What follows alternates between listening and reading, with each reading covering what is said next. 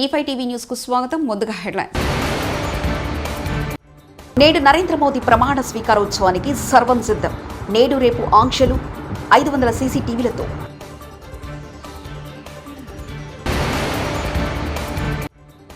అర్హులైన పేదలకు పెన్షన్ ఇవ్వాలన్నదే ప్రభుత్వ లక్ష్యం. మంత్రి పొంగులేటి.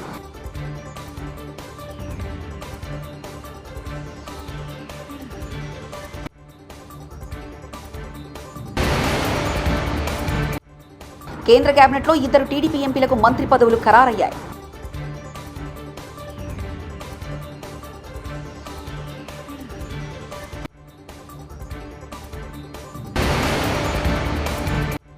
టీడీపీ జేడీయూ పాచిక పారలేదా?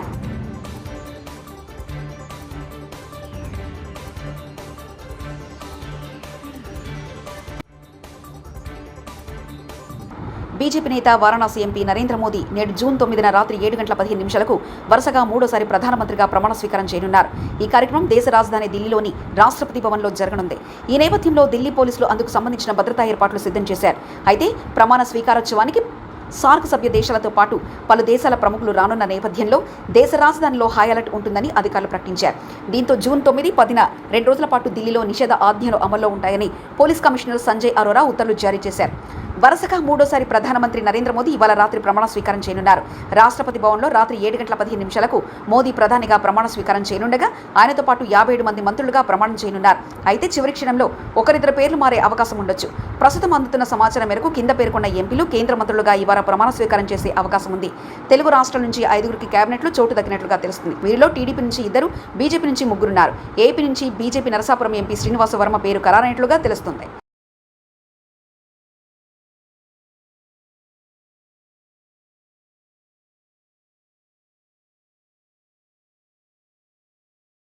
గత ప్రభుత్వంలో రాష్ట్ర వ్యాప్తంగా అనర్హులు పైరవీలు చేసి పెన్షన్ తీసుకుంటే వాటినన్నింటినీ ఆపేస్తామని రెవెన్యూ శాఖ మంత్రి పొంగులేటి శ్రీనివాసరెడ్డి స్పష్టం చేశారు. ఆయన ఆదివారం తిరుమలాయపాలెంలో ఏర్పాటు చేసిన సభలో మాట్లాడుతూ రెవెన్యూ అధికారులు గ్రామాల్లో సభలు పెట్టి భూ సమస్యలను వెంటనే పరిష్కరించాలని సూచించారు. పరిష్కారం కాని భూమి సమస్యలు తన దృష్టికి తీసుకొస్తే పరిష్కారానికి కృషి చేస్తానని ఆయన హామీ ఇచ్చారు. తెలంగాణ పబ్లిక్ సర్వీస్ కమిషన్ నిర్వహిస్తున్న గ్రూప్ 1 ప్రిలిమినరీ పరీక్షకు జిల్లా అధికార యంత్రాంగం సర్వం సిద్ధం చేసింది. ఆదివారం నిర్వహించిన పరీక్షకు హాజరయ్యే అభ్యర్థులకు ఇబ్బందులు కలగకుండా అన్ని సౌకర్యాలు కల్పించారు. భారీ బందోబస్తు ఏర్పాటు చేశారు. జిల్లాలో 15 కేంద్రాల్లో పరీక్ష నిర్వహణకు సిద్ధమయ్యారు. పరీక్షలకు 4699 మంది అభ్యర్థులు హాజరు కానున్నారు. పరీక్షా కేంద్రాల వద్ద 144 సెక్షన్ అమలు చేయడంతో పాటు పరిసర ప్రాంతాల్లోని జిరాక్స్ సెంటర్లను మూసి ఉంచేలా చర్యలు తీసుకున్నారు. సిరిసిల్ల జిల్లా కేంద్రంలో 12 పరీక్షా కేంద్రాలతో పాటు వేములవాడ మండలం అగ్రహారం డిగ్రీ కళాశాలలో JNTU university college, SRR polytechnic college, Vemulawada RTC bus depot దగ్గర మైనార్టీ రెసిడెన్షియల్ పాఠశాలలో పరీక్షా కేంద్రాలు ఏర్పాటు చేశారు. వివిధ ప్రాంతాల నుంచి వచ్చే అభ్యర్థులకు పరీక్షా కేంద్రాల సమాచారం కోసం బస్టాండ్ ప్రధాన కూడల్లో సమాచారం ఇవ్వడానికి హెల్ప్ డెస్క్లను ఏర్పాటు చేశారు. ఆంధ్రప్రదేశ్లో ఈ నెల 12న కొత్త ప్రభుత్వం కొలువుదీరనుంది. ముఖ్యమంత్రిగా చంద్రబాబు నాయుడు ప్రమాణ స్వీకారం చేయనున్నారు. ఇప్పుడు చర్చించా చంద్రబాబు మంత్రివర్గంలో ఎవరు ఉండబోతున్నారు, అనుభవానికి పెద్దపీట వేస్తారా, యువతకు అవకాశాలు ఇస్తారా అనే చర్చ సాగుతుంది. ప్రస్తుతం టీడీపీ నుంచి గెలిచిన 135 మంది ఎమ్మెల్యేలలో ఎంతో మంది సీనియర్లు ఉన్నారు. గతంలో మంత్రులుగా పనిచేసిన వాళ్ళు ఉన్నారు. హ్యాట్రిక్ ఎమ్మెల్యేలు సైతం ఉన్నారు. అదే సమయంలో ఎమ్మెల్యేలుగా గెలిచిన వారిలో ఉన్నత విద్యావంతులైన యువత ఉన్నారు. దీంతో మంత్రివర్గంలో ఎవరుంటారనేది హాట్ టాపిక్గా మారింది. మరోవైపు జనసేన నుంచి 21 మంది, బీజేపీ నుంచి 8 మంది ఎమ్మెల్యేలు గెలిచారు. మరోవైపు కేంద్ర మంత్రివర్గంలో టీడీపీ చేరుతుంది. ఈ నేపథ్యంలో రాష్ట్ర మంత్రివర్గంలో జనసేన, బీజేపీ ఉండే అవకాశాలు ఎక్కువగా ఉన్నాయి. 2 పార్టీలకు కలిపి 4 నుంచి 6 మంత్రి పదవులు ఇవ్వాల్సి ఉంటుందనే చర్చ జరుగుతుంది. మొత్తం మంత్రి మండలిలో సీఎంతో కలిసి గరిష్టంగా 26 మంది ఉండే అవకాశం ఉంది. శ్రీకాకుళం ఎంపీ రామ్మోహన్ నాయుడుతో పాటు గుంటూరు ఎంపీ పెమ్మసాని చంద్రశేఖర్కు మంత్రి పదవులు ఖరారైనట్లుగా తెలుస్తుంది. ఈ మేరకు 2 ఎంపీలకు టీడీపీ అధినేత చంద్రబాబు నాయుడు ఫోన్ చేశారు. వారిద్దరికీ శుభాకాంక్షలు తెలిపారు. శ్రీకాకుళం ఎంపీ రామ్మోహన్ నాయుడు కేబినెట్ హోదా ఇవ్వనున్నట్లు తెలుస్తుంది. తొలిసారిగా గెలిచిన గుంటూరు ఎంపీ పెమ్మసానికి సహాయ మంత్రి పదవి దక్కే అవకాశం ఉంది. ప్రస్తుతానికి ఇద్దరికి మంత్రి పదవులు దక్కినట్లు సమాచారం. మోదీ 3.0 ప్రభుత్వంలో టీడీపీ, జేడీయూ కీలకం. ఈ 2 పార్టీలు లేకుంటే ఎన్డీఏ ప్రభుత్వం ఏర్పడేది కాదు. దీంతో ఈ 2 పార్టీలు వీలైనన్ని ఎక్కువ మంత్రి పదవులు దక్కించుకుంటున్నాయని జాతీయ మీడియాలు ఉదరగొట్టాయి. తీరా చూస్తే 2 పార్టీలకు చెరో 2 మంత్రి పదవులు కేటాయించారు. దీన్ని బట్టి చూస్తే మోదీపై ఈ పార్టీలో ఒత్తిడి పనిచేయలేదని రాజకీయ విశ్లేషకులు భావిస్తున్నారు. మోదీ 3.0 ప్రభుత్వం నేడు కొలువుదీరనుంది. వివిధ పార్టీలకు చెందిన ఎంపీలు కేంద్ర మంత్రులుగా ప్రమాణ స్వీకారం చేయనున్నారు. ఎన్డీఏలో భాగస్వామ్య పార్టీగా ఉన్న జనసేనకు మంత్రివర్గంలో చోటు దక్కనట్లు తెలుస్తుంది. జనసేన నుంచి బాలశౌరి, తంగెళ్ల ఉదయ్ ఎంపీలుగా గెలుపొందిన విషయం తెలిసిందే. కేంద్రంలో కొలువుదీరుతున్న బీజేపీ సర్కార్లో మంత్రి పదవుల వ్యవహారం దాదాపు కొలికొచ్చింది. అయితే 2 తెలుగు రాష్ట్రాల నుంచి 2 మహిళా నాయకులు కేంద్రంలోని మంత్రి పదవులపై చాలానే ఆశలు పెట్టుకున్నారు. వీరిలో AP BJP chief Purandeswari, Telangana నుంచి డీకే అరుణ ఉన్నారు. ఇద్దరు కూడా మంత్రివర్గంలో ఉంటారని అందరూ భావించారు. కానీ వీరికి అవకాశం లేకుండా పోయింది. బయటపడుతున్న టీడీపీ జనసేన నిజస్వరూపాలు. ప్రజల ఓట్ల కోసం మాత్రమే కూటమిని నాటకమాడిన టీడీపీ జనసేన. ఇరు పార్టీల ఆధిపత్య పోరులో బగ్గుమంటున్న పిఠాపురం తాడిపర్తిలో ఆలయ బాధ్యతల కోసం జనసేన టీడీపీ వర్గాల ఘర్షణ. పవన్ గెలుపు కోసం పనిచేసిన తమను నీచంగా చూస్తున్నారంటూ టీడీపీ నేతల ఆవేదన.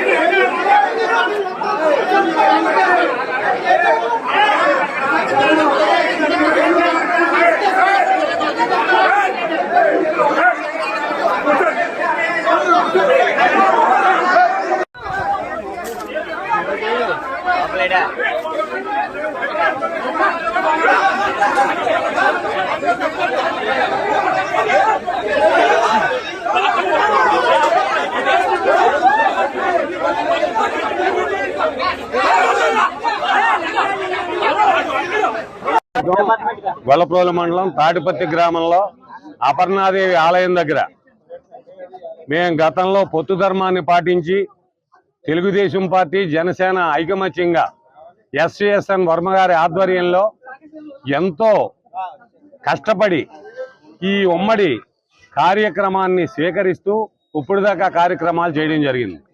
ఇప్పుడు వైసీపీ కార్యకర్తలు ఇక్కడ కమిటీ సభ్యులు ఈవేళ జనసేనలో కొంతమంది సభ్యులకి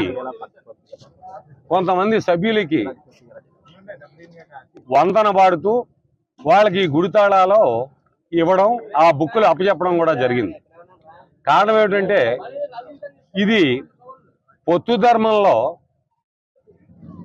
ఆయన మొదటి నుంచి కూడా పవన్ కళ్యాణ్ గారు చెప్తున్నారు, వాళ్ళలో మనం కలిసి ఐకమత్యంగా మనం ఏ గ్రామంలోనైనా, ఏ నియోజకవర్గంలోనైనా, ఏ మండలంలోనైనా ఐకమత్యంగా కలిసి పనిచేసుకోవాలని చెప్తున్నారు. ఈవేళ ఒక పద్ధతి క్రమాన్ని తప్పి ఎవరికే తెలియకుండా గతంలో ఉన్నటువంటి వాళ్ళు ఆ కమిటీ మెంబర్లో తాళాలో ఒక వ్యక్తి చేతిలో పెట్టడం జరిగింది. అది గ్రామ కమిటీ అందరినీ జరిగిన తర్వాత అందరూ వాళ్ళలో కూర్చుని మాట్లాడుకున్న తర్వాత ఈ కార్యక్రమం చేయవలసిన అవసరం ఉందని మేము సవినయంగా జరుపుతున్నాం.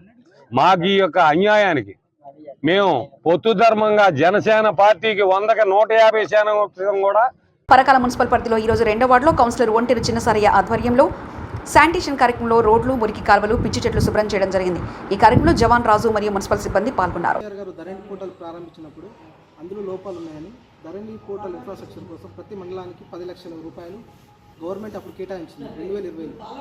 అయితే అందులో నాకు నిర్వహణ లోపంలో ఎంఆర్ఓలు అవినీతి పాల్పడుతున్నారని నాకు సమాచారం రావడంతో 21 మండలాలు, నల్గొండ జిల్లాలో ఉన్న 21 మండలాలకు నేను దరఖాస్తు చేసుకున్న ఆర్టీఐ సమాచారం చేపడుతుంది. అయితే వాళ్ళు నాకు నెల రోజులకు 30 రోజులు దాటినా కానీ నాకు సమాచారం ఇవ్వలేదు. తర్వాత నేను అప్పీల్ వేసుకున్నాను ఆర్డీఓ రెస్పాండ్ అవ్వలేదు. తర్వాత నేను 45 డేస్ తర్వాత ఆర్టీఐ కమిషనర్కి దరఖాస్తు చేసుకున్నాను. సెకండ్ అప్పీల్ వారు నాకు 1 ఇయర్ తర్వాత నాకు హియరింగ్ వచ్చింది. సంవత్సరం తర్వాత ఎంఆర్ఓలు అక్కడ పిలిపించి నాకు సమాచారం ఇప్పించింది. అప్పటికి నేను కమిషనర్ గారు చెప్పిన, సార్ ఇది కరెక్ట్ ఇన్ఫర్మేషన్ కాదు, వాళ్ళు తప్పుడు బిల్లు ఇస్తున్నారు, నాకు కరెక్ట్ సమాచారం కావాలని చెప్పిన. అప్పుడు నాకు కమిషనర్ గారు ఏం చెప్పిందంటే, నాకు సమాచారం ఇచ్చే బాధ్యత నాది, నేను నీకు ఇప్పించిన, అయినా నువ్వు వీళ్ళ గురించి అడనవసరం, నీకు అవసరం ఏముందని ఒక సమాచారం కమిషనర్ చైర్మన్ అని కూడా ఒక కమిషనర్ అయ్యి స్థాయిలో కూడా ఆ మాట మాట్లాడడం కరెక్ట్ కాదు. అసలు ఆ కమిషనర్ ఎలా అయిందో కూడా నాకు అర్థం కావట్లేదు. మీకు ఎందుకు సమాచారం అనేసి కూడా కమిషనర్ క్వశ్చన్ చేసింది. సరే అది వదిలేసి నేను లోకాయుక్త కోర్టులో 2021లో నేను లోకాయుక్త కోర్టులో 21 మండలాల ఎంఆర్ఓల మీద, సార్ ఇక్కడ ప్రతి మండలంలో 10 లక్షలు ఫ్రాడ్ జరిగింది, ఎంఆర్ఓలు అవినీతి పాల్పడరు, దరఖాస్తు నా దగ్గర సాక్ష్యాలు, నా దగ్గర ప్రూఫ్స్ ఉన్నాయి సార్ అని నేను లోకాయుక్త కోర్టులో నేను కంప్లైంట్ చేశాను. ఆ కంప్లైంట్ చేసి దగ్గర 2 సంవత్సరాలు అవుతున్నా కానీ వాళ్ళు ఇప్పటికి కూడా ఎంక్వైరీలు, విజిలెన్స్ వాళ్ళు ఎంక్వైరీ చేస్తానని చెప్పడం తప్ప ఇంతవరకు న్యాయం జరిగింది లేదు.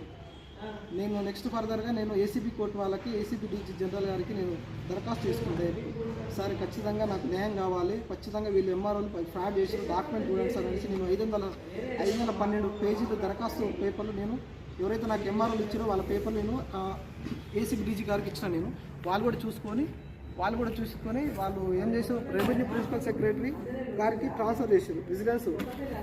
అక్కడ నుంచి వాళ్ళు చీఫ్ కమిషనర్ ల్యాండ్ అడ్మినిస్ట్రేటర్ దగ్గరికి వాళ్ళు పంపించారు. అక్కడి నుంచి డైరెక్ట్ నల్గొండకి ఆర్డర్ వచ్చింది. ఎక్కడి నుంచి ఏసీబీ డీజీ కాడ నుంచి నల్గొండ కలెక్టర్ వరకు ఆర్డర్ వచ్చినా కానీ ఒక ఆర్డర్ కాపీని ఒక డీజీని కూడా లెక్క చేయకుండా ఒక ఆర్డర్ కలెక్టర్ కూడా పట్టించుకోకుండా నిర్లక్ష్యం వహించిందన్నమాట. నేను ఇదే విషయం రీసెంట్గా నేను పొంగులేటి శ్రీనివాస మినిస్టర్ కూడా కలిసి సార్ ఇది పరిస్థితి సార్, మీరేమో ఇన్ని రోజులు తెలంగాణ గవర్నమెంట్ కేసీఆర్ గారు ఉంది కాబట్టి పట్టించుకోలేదు, ఆ గవర్నమెంట్కి కానీ ఇబ్బంది అయితే ధరణి పోర్టల్ గురించి ఇప్పటికే భూ సమస్యల గురించి చాలా ఇబ్బందులు ఉన్నాయి అనేసి కూడా నేను పొంగులేటి శ్రీనివాస రెడ్డి గారిని కూడా కలిసి చెప్పాను మినిస్టర్ రెవెన్యూ మినిస్టర్ని. ఆ సార్ కూడా సానుకూలంగా స్పందించి ఖచ్చితంగా నేను ప్రజల కోసం చేస్తున్నా కాబట్టి ఖచ్చితంగా నేను ఎంక్వైరీ చేపిస్తాను అనేసి కూడా సార్ నాకు హామీ ఇచ్చి కూడా ఇప్పటికి 3-4 నెలలు అవుతుంది. వాళ్ళు కూడా నేను రెస్పాండ్ అవ్వలేదు. ఆఫీస్ నుంచి కూడా మన ఫేస్ కూడా పోయించిన కమిషన్ మన రెవెన్యూ మినిస్టర్ ఫేస్ కూడా పోయించిన వాళ్ళ గురించి నాకు రెస్పాండ్ అవ్వలేదు. సో నాకు ఇక్కడ కూడా నేను కోర్టుని న్యాయస్థానాన్ని నమ్ముతున్నా కాబట్టి 4 సంవత్సరాల నుంచి ఒక మినిస్టర్ 21 మంది ఎంఆర్ఓల మీద మినిస్టర్ల మీద పోరాటం చేస్తున్నాను. ఒక్కటే కారణం ఏంటంటే నేను న్యాయస్థానం నమ్ముతున్నా. నేడు నరేంద్ర మోదీ ప్రమాణ స్వీకారోత్సవానికి సర్వం సిద్ధం. నేడు రేపు ఆంక్షలు 500 సీసీటీవీలతో.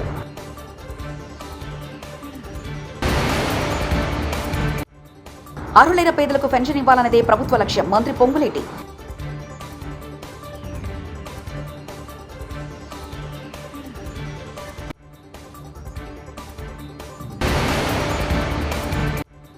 కేంద్ర కేబినెట్లో 2 టీడీపీ ఎంపీలకు మంత్రి పదవులు ఖరారయ్యాయి.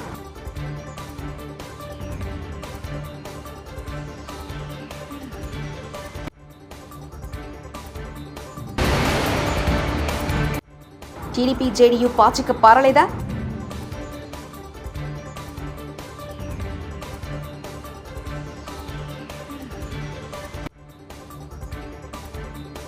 ఇవి బులెటిన్ విశేషాలు. చూస్తూనే ఉండండి E5 టీవీ న్యూస్.